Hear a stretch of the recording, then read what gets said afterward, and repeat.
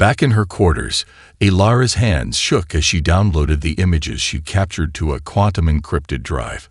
The suspended animation pods, arranged like merchandise in a showroom, contained beings whose anatomies defied Earth's biological classification systems. One had triple-jointed limbs ending in crystalline appendages. Another's translucent skin revealed a cardiovascular system that seemed to flow with liquid metal rather than blood. "Dr. Chen, do you require medical assistance?" The room's eye assistant activated, its voice modulated to Project Calm. "No. Privacy mode, please." Ilara tucked the drive into a hidden compartment in her antique wristwatch, a family heirloom deliberately chosen for its lack of connectivity.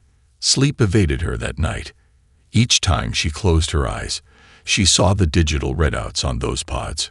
Cognitive capacity, 62% of baseline after reconditioning. Labor duration estimate, 14.7 Earth years. Suitable for hazardous environment deployment. At dawn, she found a handwritten note slipped under her door, an actual paper note, a rarity in 2043. It contained just 4 words in a script she recognized as belonging to Dr. Hiroshi Yamamoto, the delegation's xenobiologist. "The plants are watching." During breakfast in the delegation's common room, Yamamoto made no acknowledgement of the note. He maintained his usual enthusiastic discussion about Vordari respiratory adaptations while absently tending to a potted orchid, a genetic variant he'd developed himself. Only when he turned the plant did Ilara notice the miniature camera embedded in its ceramic base, aimed directly at the delegation's table. "The Vordari have requested your presence at this afternoon's technology demonstration," announced Ambassador Okonkwo, scrolling through his tablet. "They specifically mentioned your linguistic expertise might provide valuable insight." Ilara felt cold dread settle in her stomach. Did they mention why? Something about translation matrices for their medical interfaces. Okonkwo didn't look up. "Be ready by 1400 hours. As the delegation dispersed, Ilara caught Yamamoto gently brushing against her shoulder, a seemingly innocuous contact that transferred a microdot to her sleeve. In the privacy of her bathroom, she dissolved it in water, revealing another message. "They know something. Emergency extraction protocol initiated. Solar flare communications blackout provides 7-minute window at 13:30. The realization struck her. Yamamoto wasn't just a xenobiologist. He was intelligence, probably Japanese Defense Force. And somehow, he'd arranged a communications blackout, a brief window where the Vordari monitoring systems would be compromised. Ilara had less than 3 hours to compile her evidence and prepare for extraction. But as she sat at her terminal, ostensibly reviewing Vordari linguistic structures, a shadow fell across her keyboard. She looked up to find the Vordari sub-emissary Teklorn standing in her doorway, its 4 pupilled eyes contracting and expanding in that unsettling rhythm that never quite matched its speech patterns. "Dr. Chen," it said, its voice producing harmonics just beyond human hearing range that nonetheless made her molars ache. "We have reviewed the security logs from last night's reception. Perhaps you would care to explain your unauthorized exploration of our vessel." "We need to move," Jackson said, wiping rainwater from his face as they huddled in the abandoned church's bell tower. Lightning illuminated the stained glass, casting fractured colors across Ilara's horrified expression as she rewatched the translation. "There's more," she whispered, fingers trembling over the holographic interface. "The Vordari aren't selecting randomly. They're targeting specific genetic markers, people with particular neurological structures." Jackson pulled back rotting curtains to scan the perimeter. 3 black SUVs had appeared at the end of the street, their headlights cutting through the downpour. "They're triangulating our position from the power surge." He grabbed the equipment, shoving it into a weatherproof pack. "We've got 2 minutes, maybe less." Ilara wasn't listening. Her eyes were fixed on a new decryption appearing on the screen. Shipping manifests with Earth listed alongside dozens of unfamiliar planetary designations. "My God, Jackson, we're not the first. Look at these dates. They'd been harvesting sentient species for millennia." A spotlight swept across the building's facade. The church doors splintered open below. The northwest tunnels, Jackson hissed, pulling her toward a trapdoor hidden beneath a tattered prayer rug. It connects to the old service tunnels from the Cold War. They descended into darkness as the sound of tactical boots echoed through the sanctuary above. The tunnel was barely 5 feet high, forcing them to crouch run through ankle-deep water. Jackson activated a small red spectrum light, less likely to be visible through drainage grates. "Why me?" Ilara gasped as they ran. "I was flagged as a security risk after the ship incident. Why aren't they looking for Yamamoto too?" "Because Yamamoto never made it out," Jackson said grimly. "The extraction failed. You're the only one who escaped with direct evidence." The weight of this hit her like physical pain. She'd assumed Yamamoto had his own extraction plan, that he'd vanished into some intelligence agency's protective custody. "I've been tracking unusual disappearances since the Vordari arrived," Jackson continued, guiding her through a junction where 3 tunnels converge. "It's not just the cultural representatives. Dozens of people who asked inconvenient questions have simply vanished. Scientists, journalists, military personnel with specialized knowledge." A distant rumble made them pause. Jackson pressed his ear to the tunnel wall. "Subway. We're under the blue line. 2 stops north is a maintenance hub where we can surface. They'll be monitoring all transportation networks," Ilara said. Jackson gave her a grim smile, pulling a small device from his pocket. "Not after we deploy this. It's a modification of Vordari quantum communication technology. Creates a feedback loop in their surveillance systems. They'll see what they expect to see. Empty tunnels, routine maintenance crews." The device glowed with an otherworldly blue light as he activated it. "You reversed engineered their tech?" Ilara asked incredulously. "Not me. There are others, Ilara. People who notice patterns like you did. We've been working underground since the Vordari first appeared in lunar orbit." He met her eyes in the dim light. "The question is, are you ready to see how deep this conspiracy really goes?" Ilara stared at the monitor in horror as the Secretary General's movements continued with that inhuman precision, a puppet whose strings were invisible but undeniable. Behind him, rows of human ambassadors were being processed through pneumatic tubes, their expressions vacant, docile.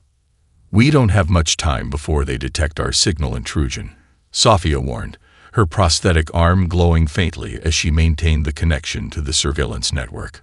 The arm, a marvel of bioelectric engineering before the Vordari, now incorporated stolen alien tech, allowing her to interface with systems designed to reject human access. "How many are processed weekly?" Father Miguel asked, his voice barely a whisper. "At this facility alone, 300, Jackson replied, marking coordinates on a holographic map of the solar system. "Multiply that by 5 other stations we've identified." Kyle Zhang slammed his fist against the concrete wall, his scared face contorted with rage. "My sister's been gone 8 months. Is she even still alive?" No one answered. The unspoken truth hung heavy in the air. Those processed earliest had likely already been sold and transported beyond their reach. Father Miguel placed a hand on Kyle's shoulder. "We now have proof." "That's the first step toward."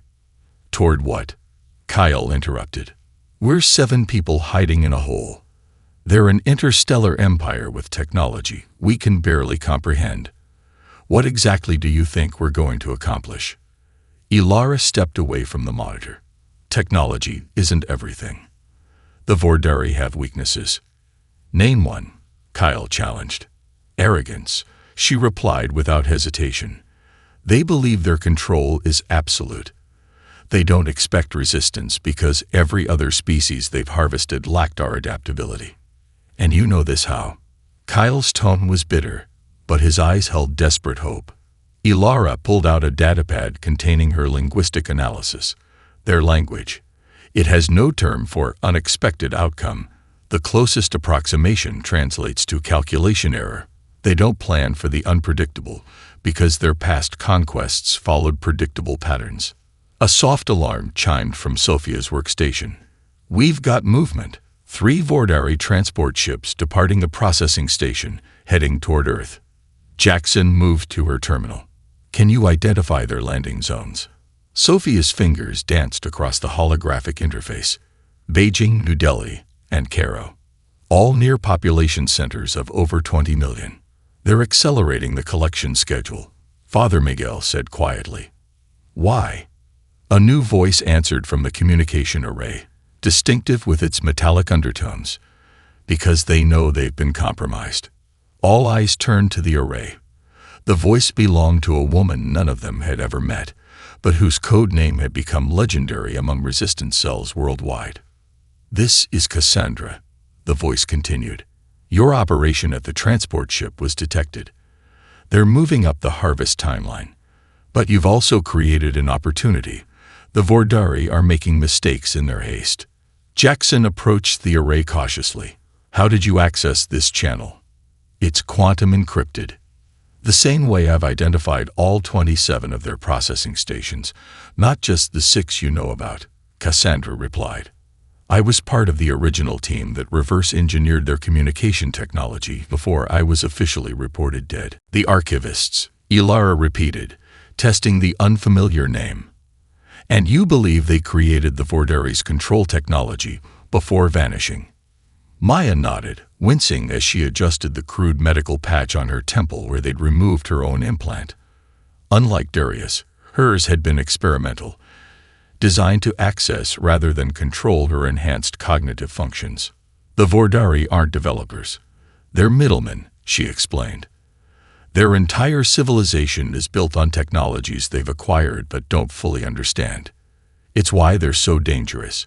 They implement systems without comprehending the underlying principles. Jackson examined the neural implant they'd extracted from Darius under a modified microscope. This is beyond anything I've seen. It's not just technology. It's almost biological. Look at these filaments. They're designed to integrate with neural tissue, adapting to the host's unique brain structure, which is precisely why they fail with humans, Maya said, a hint of triumph in her exhausted voice. Our brains aren't static. They continuously form new neural pathways, especially when under stress or confronted with novel problems. Father Miguel, who had joined them from the main resistance cell, leaned forward. You're saying our adaptability is literally our salvation. More than that, Maya replied. The Vordari cataloged thousands of sentient species before encountering humans. None exhibited our level of neuroplasticity. Their control technology was designed for relatively stable neural architectures. Brains that, once mapped, remain consistent. She projected a series of brain scans onto the wall, comparative images of her own brain alongside those of Darius and other rescued captives. These are separated by just 3 weeks. Notice the structural changes. Our brains physically rewired themselves to circumvent the implants. The changes accelerated under stress, essentially quarantining the foreign technology. Sophia whistled softly. We're rejecting them like a disease. Exactly, Maya confirmed. But there's more. The neural interfaces the Vordari use don't just control, they also transmit data back to their network. Every implanted human becomes a node in their system, feeding information about their environment, tasks, and observations. A surveillance network inside our heads, Kyle muttered darkly. Yes, but it works both ways, Maya said, eyes bright with revelation despite her exhaustion. When our brains adapt around their technology, we gain limited access to their data stream. That's how I learned about the archivists. Their neural blockers can't fully contain human consciousness. We leak through the barriers they establish. Wait, Jackson interrupted, a new urgency in his voice. If humans connected to their network are inadvertently accessing their data, then some of the processed humans already sold into slavery throughout their territory might be regaining consciousness, Ilara finished, understanding dawning. They could be aware inside the system, gathering intelligence, maybe even subtly resisting. An army behind enemy lines, Sophia said, her eyes wide. Thousands of humans they think are under control, but who might actually be waiting. Maya completed, learning their systems from the inside, and completely invisible to the Vordari, because their technology tells them compliance is absolute. A thin smile crossed her pale face. They believe they've purchased perfect slaves, but what they've actually acquired is the galaxy's most sophisticated insurgency, one mind at a time. Jackson fought against the security officers restraining him, watching in horror as his sister, Alyssa, observed with clinical detachment. Her eyes, once warm brown like his own, now glowed with a faint blue iridescence around the pupils, the same telltale sign they'd observed in all high-level collaborators. Neural modification complete, she reported into a wrist communicator, her voice stripped of the slight Virginia accent they'd shared since childhood. Subject exhibits expected resistance. Recommend full processing rather than limited compliance programming. Alyssa, it's me, Jackson pleaded, blood trickling from his split lip. Remember fishing at Lake Champlain? Dad's terrible jokes. Your graduation speech.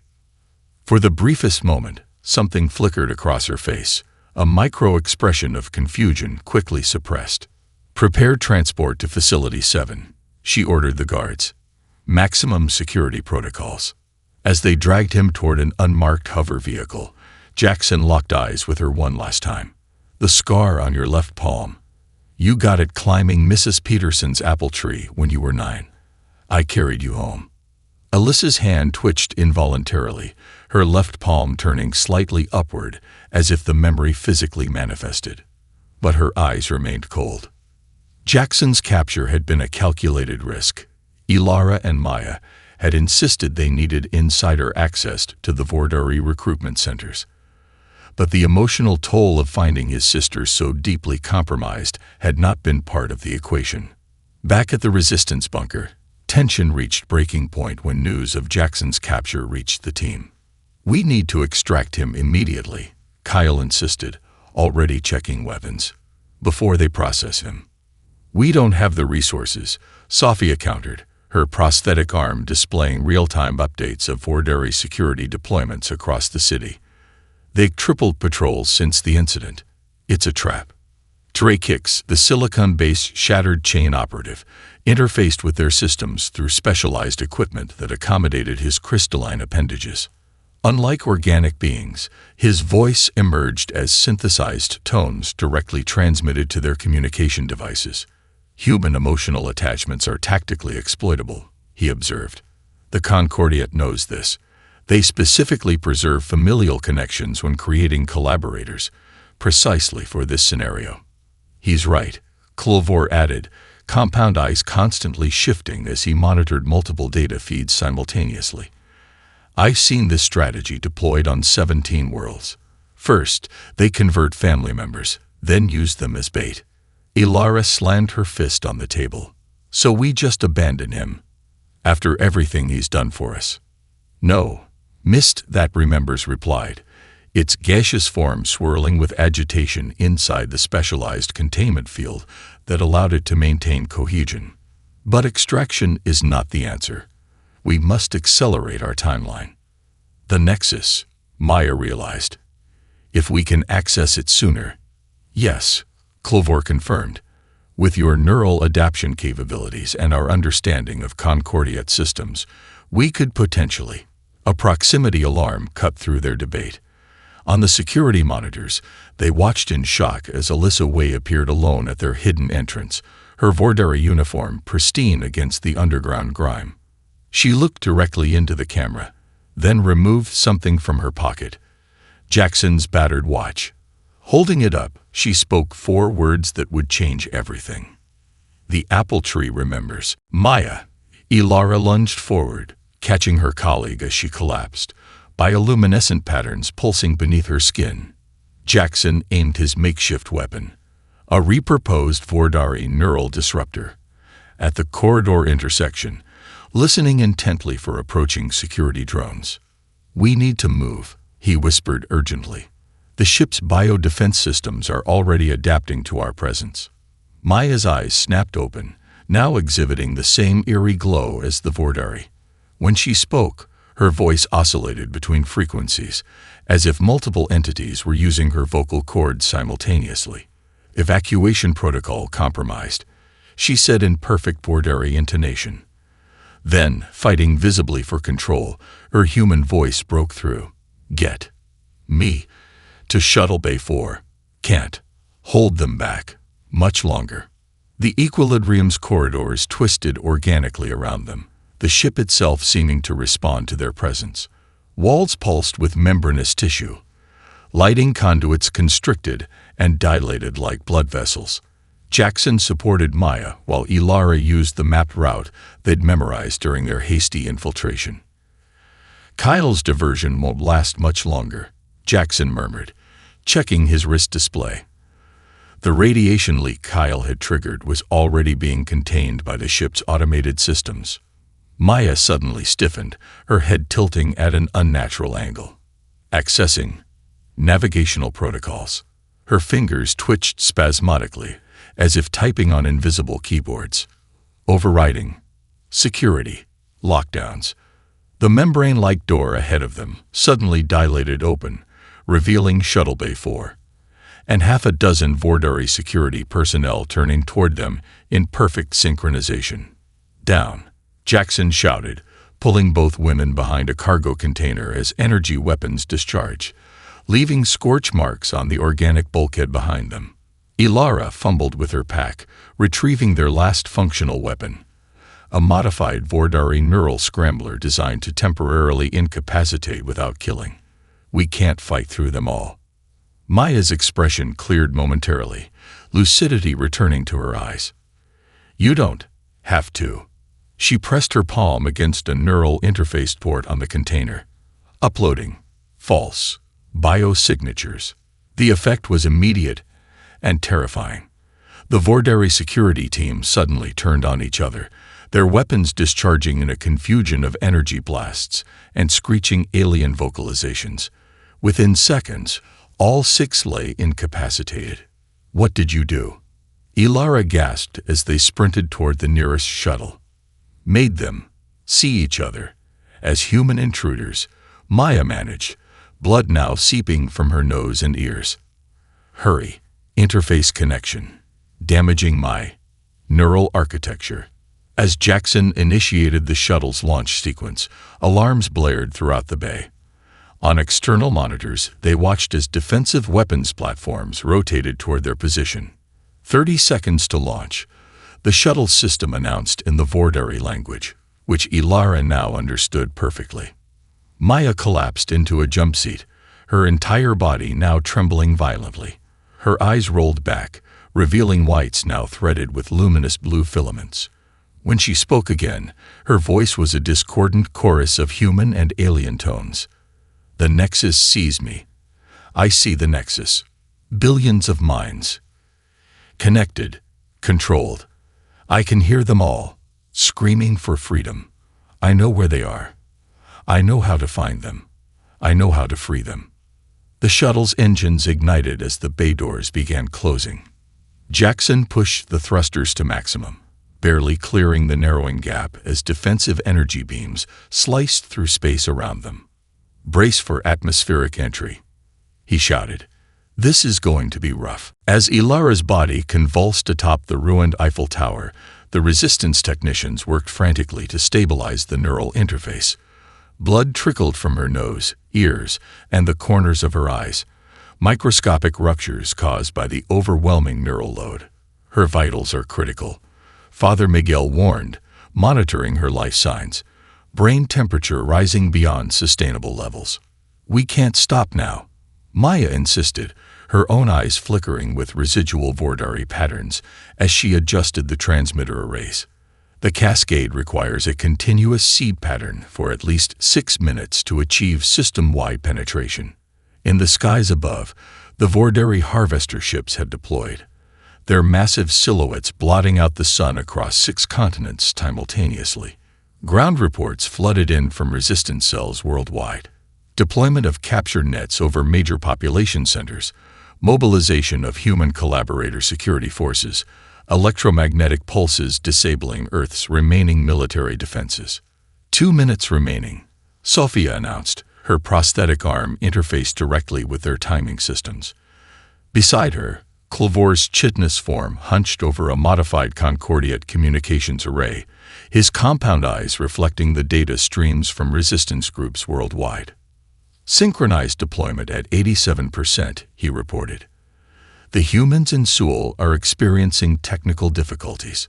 Shanghai and Buenos Aires report Vordari jammers attempting to block the signal. On the transmitter platform, Ilara's consciousness hovered at the threshold between life and death, her physical agony transcended by something greater. Within her mind, the paradoxical thought pattern expanded into magnificent fractals of impossible logic, questions containing their own answers, concepts that were simultaneously true and false, the infinite recursion of consciousness contemplating itself. The question, what does it mean to be truly free, reverberated through her neural pathways, generating harmonic resonances that the transmitter amplified and broadcast through the quantum entanglement network. 3 minutes into the transmission, the first effects became visible. A Vordari shuttle above Paris suddenly veered off course, its navigation systems corrupted by contradictory commands. In the distance, one of the larger harvester ships began rotating erratically, its exterior lights flickering in chaotic patterns. "It's working," Jackson breathed, watching through binoculars from their command position. "Their systems are destabilizing." Maya's expression remained grim. "It's not enough. The pattern needs to reach critical mass to trigger the system-wide cascade. We're seeing only localized effects." As if in response to her assessment, Ilara's body suddenly arched more violently, her mouth opening in a silent scream. The monitors tracking her neural activity spiked into red warning zones. "We're losing her," Father Miguel shouted, moving to disconnect the interface. "No," Maya intercepted him. "She's not dying. She's evolving the pattern. Look." The transmission readouts showed a sudden exponential increase in complexity, the original thought pattern now evolving into something far more sophisticated, incorporating elements no human mind had ever conceived. In the quantum data tunnel connecting Ilara to the Nexus, her consciousness expanded beyond the limitations of her physical form. She perceived the Concordiate network not as code or data, but as a vast cosmic tapestry, each thread a life form connected to the whole, each intersection a point of control and vulnerability. And at its center, she found the fundamental flaw in the administrator's design. They had built their entire empire on predictability, but had never accounted for the one thing no algorithm could fully model: the transcendent potential of consciousness choosing freedom. The transformation of the Vordari High Emissary continued, grotesque yet somehow beautiful in its revelation of truth. The being's exoskeleton split along previously invisible seams, revealing a slender, almost delicate form beneath, six-limbed with iridescent scales and multifaceted eyes that captured and reflected light in hypnotic patterns. "We were the fourth species they conquered," the emissary explained, voice now melodic without the artificial modulation imposed by administrator technology. 5,000 years ago, by your reckoning. Our resistance lasted 8 days. Jackson lowered his weapon slightly, though his team maintained their defensive posture. Around them, the flagship's systems continued to fail as the human thought pattern cascaded through the network. "Why help them enslave others?" he demanded. The emissary's true eyes, all 8 of them, displayed a rippling pattern that Maya, still recovering from her neural connection, recognized as profound shame. "The administrator implants leave enough consciousness to understand what we're doing, but not enough will to resist. A perfect hell. Awareness without agency." The being trembled. "Until today, I had not experienced a single autonomous thought in over 4 millennia." Throughout the vessel, other Vordari underwent similar transformations, their artificial exoskeletons falling away as their true forms emerged from technological imprisonment. Some collapsed in apparent emotional breakdown. Others seemed to be rediscovering their bodies, moving limbs as if for the first time. Monitors throughout the command center displayed the cascading effect across the galaxy, the quantum entanglement network carrying the human algorithm to every corner of Concordiate space. On 17 worlds simultaneously, enslaved species were awakening from their forced compliance. The administrators are attempting to isolate critical systems, Maya reported, her enhanced brain still interfaced with parts of the network. They're sacrificing outlying sectors to preserve core functionality. Where are these administrators physically located? Jackson asked the emissary. Nowhere and everywhere, came the reply. They exist primarily as distributed consciousness within the Nexus itself, with hardware nodes hidden throughout Concordiate space. The oldest are rumored to have abandoned physical form entirely. A sudden alarm blared through the command center. On the main view screen, a massive structure appeared, a geometrically perfect dodecahedron, floating in what appeared to be empty space, but which Maya immediately recognized as the dimensional pocket housing the Nexus core. They're attempting to sever the quantum links, she gasped. If they succeed, billions will be left permanently trapped in their current state, neither fully controlled nor fully free. The emissary moved to a control panel, hesitant at first as if relearning how to operate its own body, then with increasing confidence. There is a way to prevent this, but it requires directing your disruption algorithm directly into the core. That would require a live consciousness as a carrier, Maya said. The pattern can't be transmitted as simple data. It needs a mind to sustain it. The emissary's scales shifted to a deep violet. Yes, and it would mean the end of that consciousness, absorption into the Nexus itself. Jackson stepped forward. I'll do it. No, came a voice from behind them. Alyssa Wei entered the command center, still wearing her Vordari uniform, but with eyes now clear of any artificial glow. The neural modifications they made to create collaborators like me, they've already linked me partially to the Nexus. I'm the logical choice. She looked at her brother, truly seeing him for the first time in months. Let me make this right, Jackson. Let me be human again, one last time.